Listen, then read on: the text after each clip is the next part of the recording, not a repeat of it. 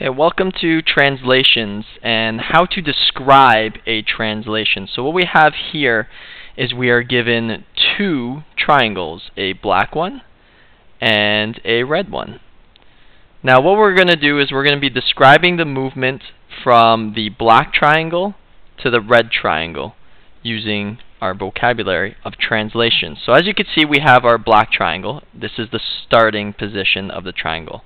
And basically translations are the movements of objects that slide. So they're always going to be facing the same direction. There's not going to be any rotations or reflections involved in it. So they're only sliding and they're always in the same direction.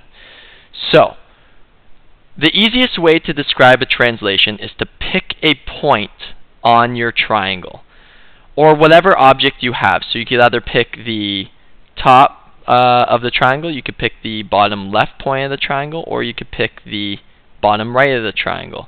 It doesn't really matter as long as you are consistent with which point of the object you want to be moving. Now, when we're doing that for this example, we're just going to select the top middle of the triangle, the top point, just for this example here. Now, what we want to do is we're going to only be working with this one point. Although we have the whole object, it doesn't really matter, again, as I said, which point you pick as long as you're creating your triangle in the same way. So what we're doing is we want to describe the top of this triangle to the other top of the triangle. And that is where we have to be consistent. If we pick the top of the triangle in our starting position, then we have to pick the top of the triangle in our end position. If you pick the bottom right, then be consistent with the bottom right. If it's the bottom left, be consistent with the bottom left. So, now that we know, we see that the point of the triangle is on an intersection of the grid. So we can see that it's right in that point where the lines cross. Now all we have to do is count the points from that position. So we need to describe how this triangle is going to be moving to the red triangle right over there. Now, there's two methods or two different ways that you need to describe this translation.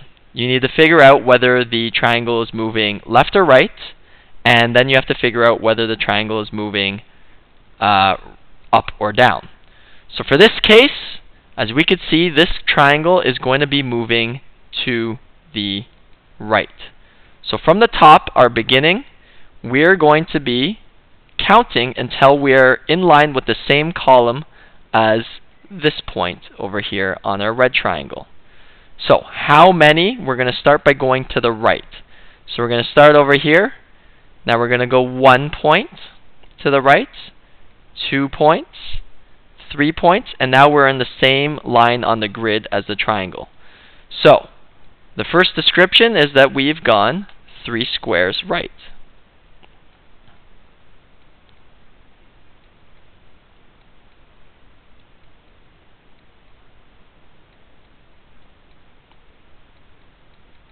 Okay.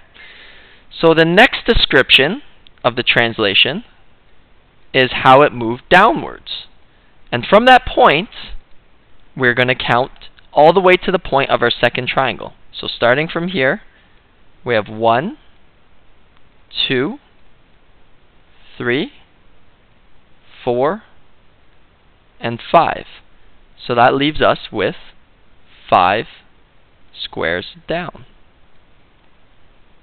And our object has now been described as a translation. Okay, so when you're doing these translations, it is important to be consistent with whichever point you select. So I'll just quickly go through the other points. So let's just say that I picked the bottom left over here.